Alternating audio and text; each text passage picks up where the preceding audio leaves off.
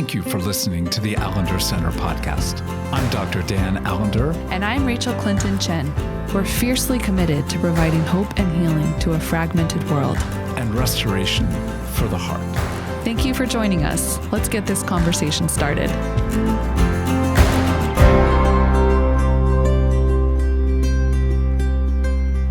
Well, it doesn't take a rocket scientist to figure out that parenting in this COVID-19 era sucks. It's difficult. And we have a privilege today, and I'll let Rachael, you in a moment, introduce. But just to say, look, we know that the complexity and the madness of this era shows itself sometimes most desperately and painfully in the context of parenting. And there are so many possibilities of this season, but also so many presumptions that need to be addressed for people to be able to parent well. And I know there are people who don't have children. And before you turn off, let me just say, we need to be parented in this period. There are broken parts in every one of us that need a good parent. So what we're talking about is not just how to parent young people, how to parent even our own hearts and others. So we not only need to be parented, we need to parent others well. And so our topic today really is an invitation to deal with the particularities with regard to dealing with children, but also what it really means for us to understand the presence of our Father God in the context of this season. So I am so thrilled, that Meredith is with us. But Rachael, please introduce our guest. Yeah. Well, we're very thrilled today and so delighted and honored to have Meredith Dancause with us. And Meredith is a pastor, a speaker, a writer. She's actually an MDiv graduate of the Seattle School of Theology and Psychology at the time when it was called Mars Hill Graduate School. And Meredith is so deeply just has deep convictions about leadership development and discipleship, gracious parenting, and healthy marriages. And so we just thought it would be really fun for you to get to hear some from this brilliant, gifted woman, and just some of the really stunning work she's done on trying to craft both curriculum and also just spiritual formational processes for families in this realm of gracious parenting. So Meredith, before we kind of jump in, would love to just hear a little bit, since we're talking about families today, maybe you could tell us a little bit about your family. And if we were to spend like an hour with your family, what are some of the things we would discover? Well, thank you. Thanks for having me. So I am married to my husband, Steve. We've been married for 17 years, and we have a 9-year-old daughter, Imogen. And one thing you would see if you were to spend time with us is that we love to read. We're a family of readers. There's books normally everywhere around our house. And also you would see that Steve and I have given birth to a child that is so very different than either one of us. And I always say every parent has their theory about parenting, and then you have a child and you realize, oh, they're not a theory, they're a person, and they already came prepackaged. Like they are who they are. So the image I often give parents is, parenting is more like bowling, and you're the bumpers and the gutter, and you don't really have a lot of control over like how fast the ball's going or what direction it's going or any of that. You're just trying to keep them out of trouble. And so Imogen is just this very spirited, creative, just deep feeler where she's always, she's just got piles of paper all around the house and making up songs and writing plays. And she's just this very sensitive, artistic child that Steve and I can't draw a stick figure to save our life. And so, she brings a lot of volume to our house, which is great. We enjoy her a lot. And she really does stretch us to realize, oh, we're not parenting ourselves, we're parenting Imogen, and she is her own person. So. Well, Meredith, you may say that she is unique and so deeply different than both you and Steve. But what I'd say is what I remember of you as a student, I remember being pinned down in a gracious and, but nonetheless fierce way, many times trying to elaborate what I was teaching. And yet you had the ability to sort of pick through what was a lot of crap and come to something that really has something worth developing. So at least there's some similarities between you and your. Yes, thank you. Well, Meredith, what I'd love for you to begin to engage is just to say, in the broad sense of the word, what are you discovering? What are you most surprised by as you go through this period of sheltering at home and trying to parent? Yeah. So, I've been trained in a parenting style called positive discipline, which is really around solutions-based parenting, and rather than punitive or consequences or any of that, really saying uh, the ultimate good in parenting is to come to solutions together with our children rather than telling them what they should do. And when being sheltered at home, so parenting constantly, and I've never been a stay-at-home parent. I have worked the entire time that I've had Imogen. So I've parented mornings, evenings, and on the weekends is sometimes how I joke. But now it's 24/7, and realizing, finding solutions really is the best way to parent, but it can be very challenging in these moments where you're like, I didn't even realize that would be an issue. Like, when suddenly all of your routines are meshed together and you don't have your own separate routines and every meal is together, and you don't have those moments where you can just go off and be by yourself. You realize, working together is both incredibly important and so challenging because you're just doing it all the time, not in doses anymore. And that can be really, really tough, where sometimes you want to be like, just do what I say because I said it.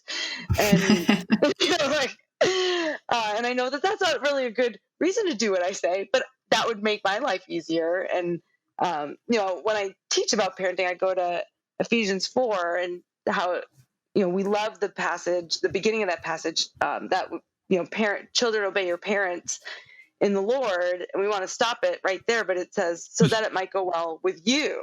And I tell parents, like, it's not so it might go well for us, but it might go well for our children. And so really having to think through, what is best for Imogen? How do I want to teach her? How do I want to work with her in these moments? But sometimes just feeling like I just don't want to anymore. Like, this is a long experiment in finding solutions together, and I'd rather just it all be easy. So. Mm-hmm.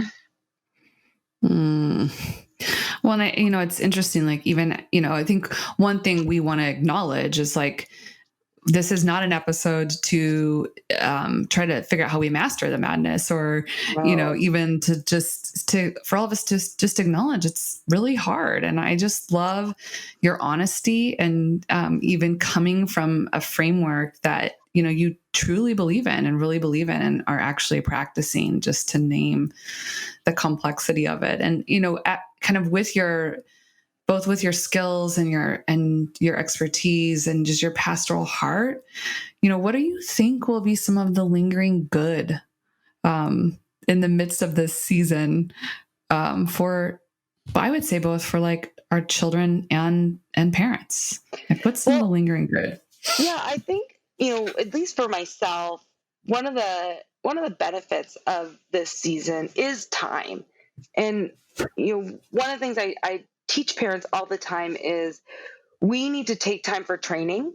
We often assume that our children know what they should do and they're just not doing it. Like, they know how to pick up their room, but they just decided not to do that, or they know how to make their lunch and they've decided not to do that, or whatever that is. Or and this is an opportunity where we have time to actually teach our children skills and to help them learn something that maybe they don't know how to do, or something that you've been meaning to spend time with them around, and you just haven't had it because we're always rushing around and there's so many things vying for our attention. And right now, even while there's still all the pressures of work and meals and, keeping the house safe and healthy and all of that.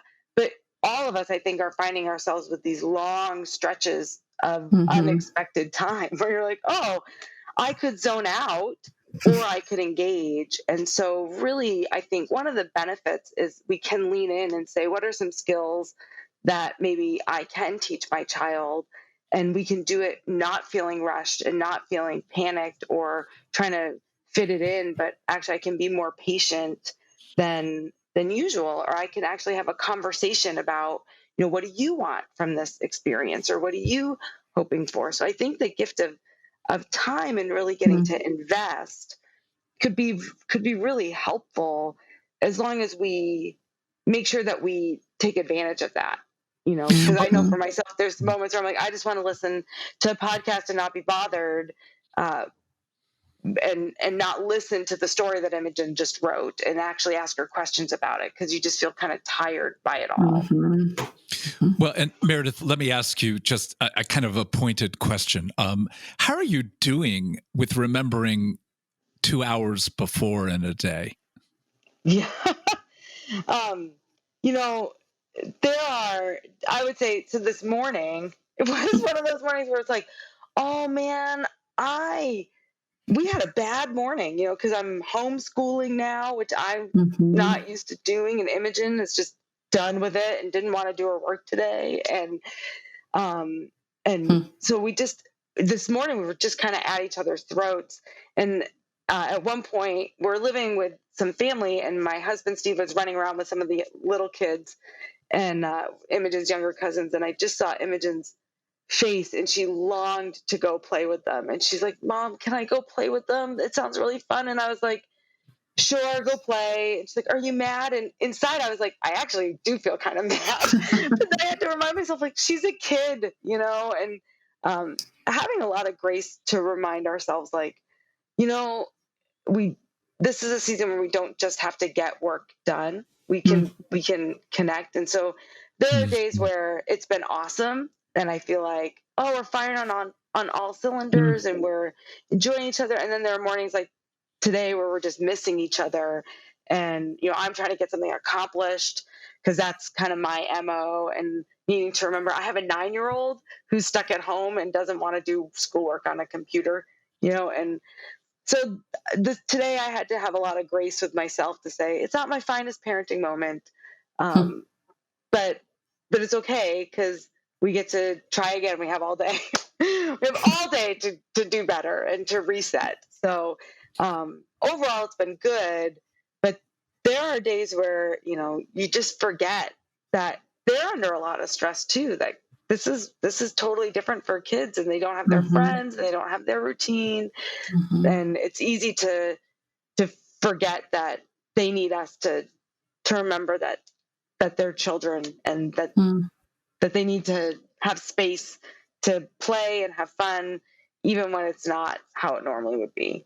Well, I find that most people are acknowledging that time in the middle of a global trauma, we're all whacked with regard to the ability to hold the past, anticipate the future, and live in the present.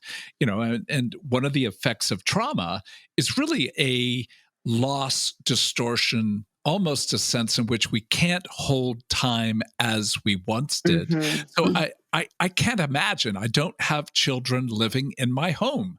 The idea of trying to manage a schedule, which means, another word, manage time, when I'm not doing well with time, I just, it's like, how are you? Yeah. I don't know. I mean, I think I am someone who puts a lot of stake in schedule. So it's been really tough for me to not have that routine where, we kind of get through the schoolwork, and then you're like, and now we have all day, and we can't go out and do anything, and we can't leave. And it's the same thing day after day. And it really does feel traumatic. all at the same time when you're like, I'm bored, but I also feel totally burdened, but I don't have that much to do at the same time. It's very confusing, I Mm-hmm. think, as a parent, as a person, and having to remember, oh, it's confusing for our children too, Mm-hmm. that Mm-hmm. they don't quite know what to do with it. And so finding that there are moments where it's like, this is okay, this is great, this is fun that we get to spend more time together. And then there's moments where you just feel blindsided by it all. And like you can't escape it and you can't get out of it. Mm.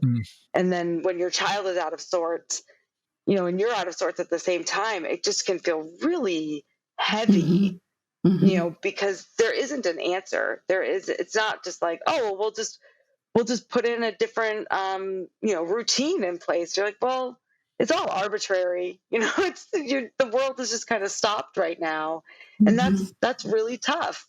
It's huge. And so when you think Mm-hmm. about what's going to linger, I love Rachel's question about what's going to linger that's good, but what do you have concern about as to what's going to linger that's going to be traumatic for your daughter, but for many others?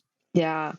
Well, I think one of the things that can be really traumatic is when kids are having all these feelings and they don't know what to do with them, Mm-hmm. and Mm-hmm. it pops up in weird Mm-hmm. behaviors.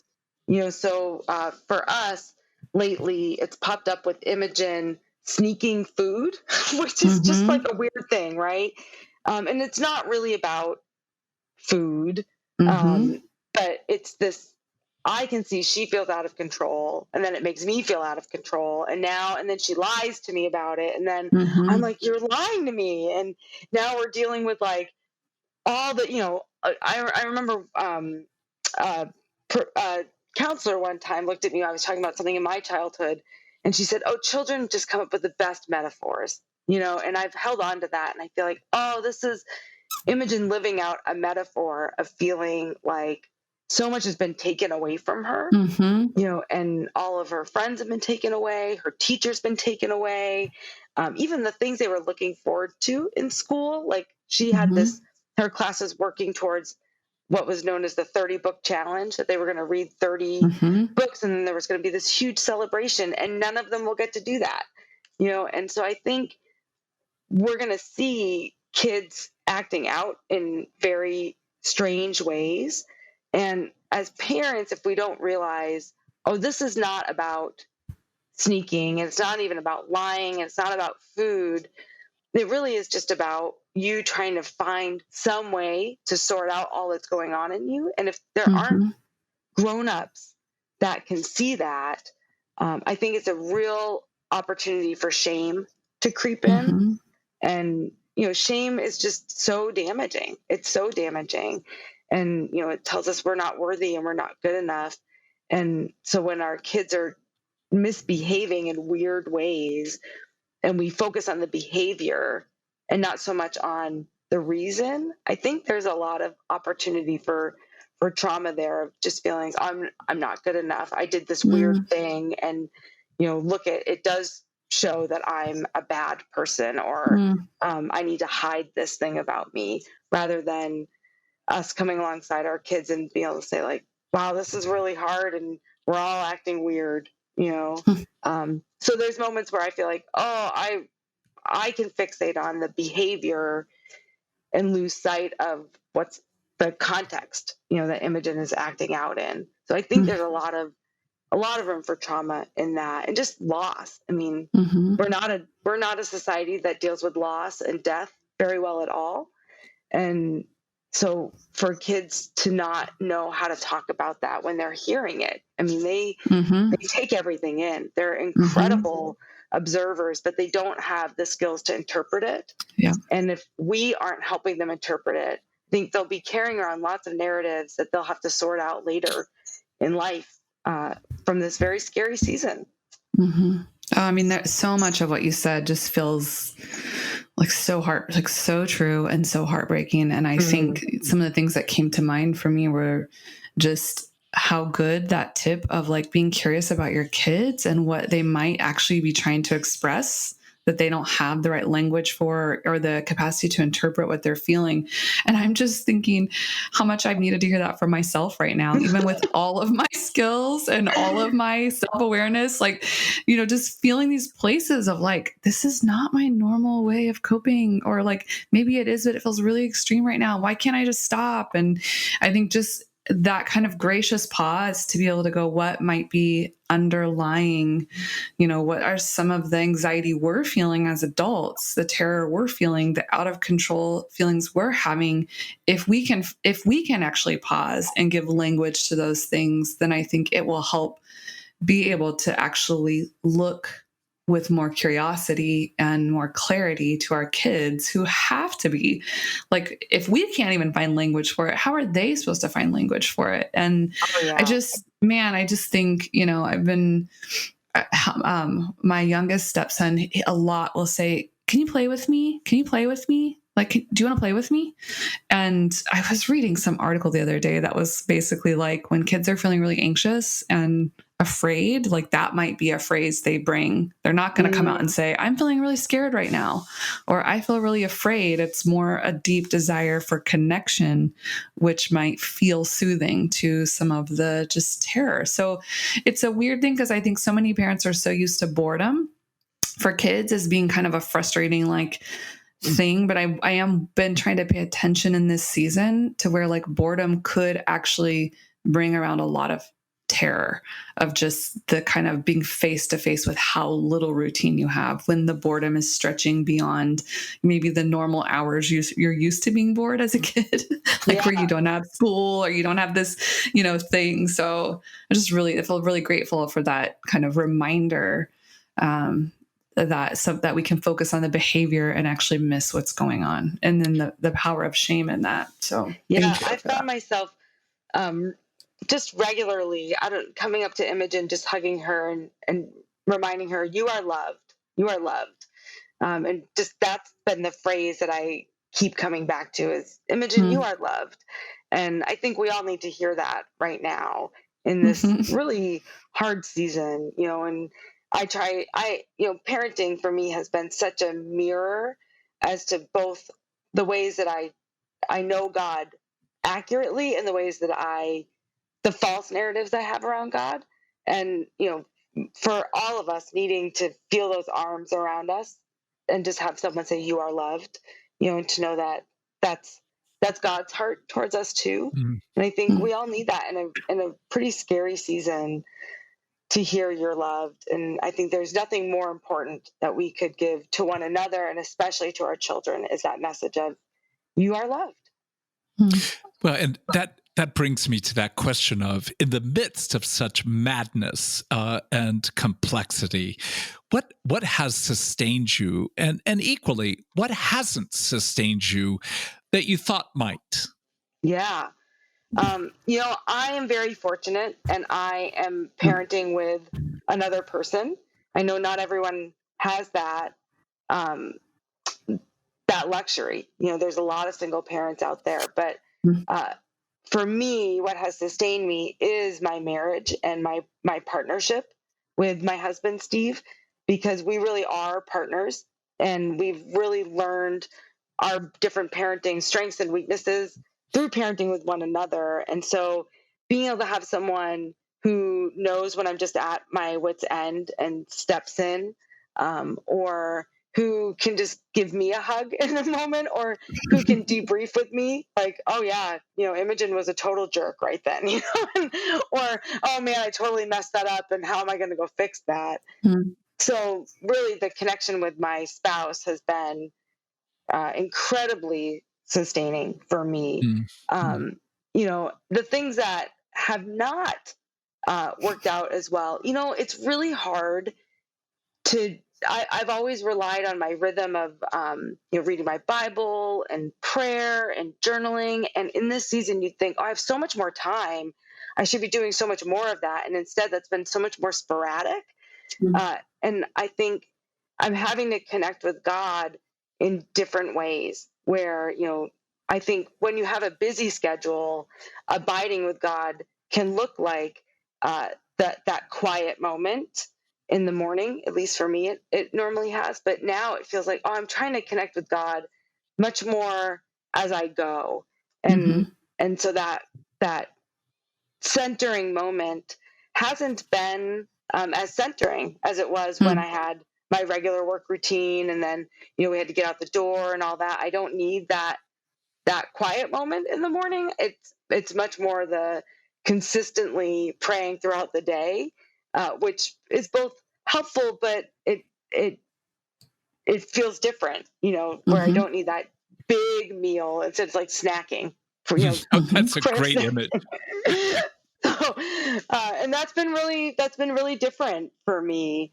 Feeling like, oh, I need to connect with God so regularly when I have large swaths of time Mm. versus a big amount of time when I feel like I don't have any time. Mm-hmm. Mm. Man, and this question might actually, I don't know if you have more to say, because in some ways you're answering, but just this sense of like, what are some of the things you're aware you're needing that seem new now? And that feels like one of those things, that a shift in the ways you kind of some of your spiritual disciplines of connecting. But are there other realities or needs that have just felt really prevalent in this season as a human, as a partner, as a parent, that feel maybe a new revelation or just a new need or a new maybe emphasis of a need? Yeah, I think for me, it's the taking a break. Even like today, going back to my interaction with Imogen around homework and schoolwork, when she just needed to go run around and play and be a child. And for me, sometimes it's taking a break and going upstairs and just reading a book by myself, or even just going for a drive, because you can't really go anywhere. But the three of us were living with extended family, as I said, and so Steve, Imogen, and I just got in the car the other day and just drove around town, and listened to music together. And that idea of that pause, that we see in the Psalms, and just that moment to just stop and not have to accomplish anything, which is not an easy thing for me. I am a natural accomplisher. And so feeling like there's not a lot to accomplish today. We've done it all, and we did it in a couple hours, and now it's really just about being in this day. And so finding those breaks for myself and for others has been really new, in a different way. I think it's always something that I have to work on because I'm so driven, but to feel like, oh, even in the midst of not accomplishing anything, I still need a break, and that God has rest for me in that, and that I don't need to do anything in those moments. That's not the point. It's really to exist and to be. And so I think that's something new for me, and that I need to extend to others as well, especially as a parent. That reminder of Imogen just needs a break right now, and that's just normal. She doesn't need to plow through everything. In the end, who cares? It's third grade. It's not going to make or break the rest of her life. It's third grade, and to remind myself, third grade math will be there tomorrow if we don't finish it today. So true. Oh my gosh, yes. And the image of children are brilliant metaphor makers. And listen to the metaphors of the crazy things we're each doing. Becky moved some of my shoes today, and I just had a fit. And she was like, I moved them to a closet 4 feet away. What is going on? And I looked at her with that look like, I don't know. I know I'm crazy. And I know what I've just said was nuts. But that simple thought is enough for me to be able to go, what's the metaphor in this moment that I'm not letting my own heart, let alone my wife and I, to interpret? So I think that gift of inviting us to mercy, to rest, to the fact that the exigencies of this day are such that, if you don't get multiplication fully today, you got tomorrow. And Right. there is something in that I literally find my shoulders just sort of, okay, that's true for the writing that I was thinking to do today. But I need to deal with my own metaphors, because there is so much frustration in my own heart about trying to find language for a period that does not have language yet to fully comprehend. So, Meredith, thank you. I just say thank you for joining us. And we want to make sure people know how to enter into the work that you do. So if you would share the podcast, or not podcast, but your website, so that people can get a sense. Yeah, it's meredithdancause.com, and that's the best place to find me. I'm on Facebook and Instagram and all that stuff, but that's where you can find the work that I'm doing. And so thank you so much for letting me be part of this conversation. What a great gift to sort out as you said, Dan, the madness of this time, because it just is that. It's madness, and it's maddening at times. Well, we're so grateful for just your wisdom and your vulnerability and your playfulness with us today. So thank you for joining us. Thank you. The Allender Center podcast is produced by the Seattle School of Theology and Psychology. If you'd like more information about the Allender Center, you can look at theallendercenter.org.